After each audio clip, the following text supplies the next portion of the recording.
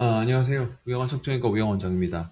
오늘 제가 가지고 온 주제는 허리 통증의 원인을 이제 구별하고 이에 이제 주사 치료가 효과 없을 때 할 수 있는 신경 성형술에 대한 내용을 준비해 봤습니다. 제일 이제 두 가지 질환을 감별해야 되죠. 가장 뭐 많이 있는 질환, 허리 디스크와 협착증.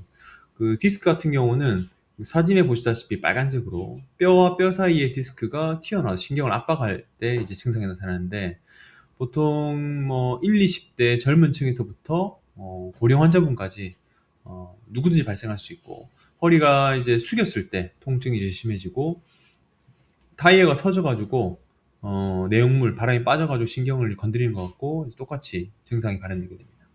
이에 반해 협착증은 좀 젊은 나이보다는 연세가 있으신 노화로 이제 척추 주변 조직이 두꺼워져 가지고 신경통과 좁아지면 이제 생기고 벌써 50대 전후로 발생할 수 있고 허리를 뒤로 젖힐 때, 펼 때 통증이 심해지고 파행이 발생할 수 있습니다. 그래서 오래된 그 수도관이 좁아져 가지고 물이 잘 안 내려가는 그런 거와 비교해 볼 수 있죠, 증상이.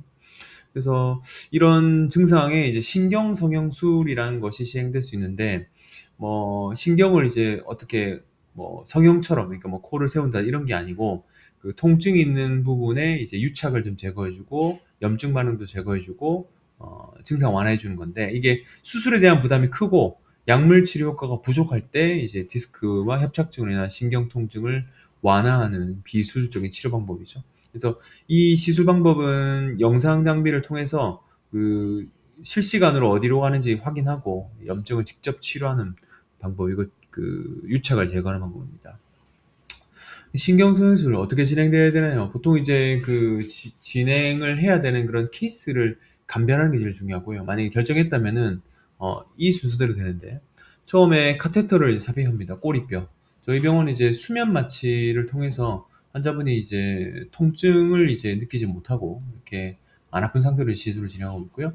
꼬리뼈 통해서 지름이 1mm에서 2mm, 뭐 신경소년술은 한 1mm 정도 되고 그다음에 풍선 성형술은 한 2, 3mm 정도 되는데 카테터가 조금 넓습니다. 풍선 끝이 이제 기구가 좀 있기 때문에 그래서 카테터를 삽입하고 그다음에 위치는 저희가 C암을 통해서 뭐 예를 들어 4, 5번의 왼쪽이다. 좌측으로 해가지고 휘어져가지고 나가는 쪽을 풀어주고 뭐 2, 3번에 뭐 우측이다 위에 올라가서 밴딩 해주고 이런 식으로 어디 눌린 병변까지 직접 찾아가서 할 수 있기 때문에 주사 자체가 약물을 전달, 물론 주사 효과가 없다는 게 아니고요. 주사로 약물을 효과적으로 전달할 수 있으나 협착이 좀 더 심하고 유착이 좀 심한 경우는 이렇게 카테터로 직접 병변에 도달할 수 있는 거죠. 이게 이제 도달하는 게 끝이 아니고 염증을 완화할 수 있는 약물을 주입하고 이 유착된 조직을 물리적으로 분리하기 때문에 청소를 좀 제대로 해주는 그런 기능을 볼 수 있습니다. 시술 시간은 실제 제가 하는 시간은 한 5분 전후고요. 마취 걸고 마취를 하고 이제 소독을 하기 때문에 한 15분에서 20분 정도 시간을 이제 생각하시면 될 것 같고, 저는 수면 마취라고 했고요. 당일 이제 납병동 잠깐 입원하고 이제 퇴원 이후에 바로 활동하는 걸로 했고요. 이게 절개가 없기 때문에 혈압, 당뇨 그리고 뭐 투석하시는 분들이 수술이 잘 어려울 수 있는데 심장 뭐 질환자들 그래서 그런 환자분들도 비교적 안전하게 받을 수 있는 겁니다.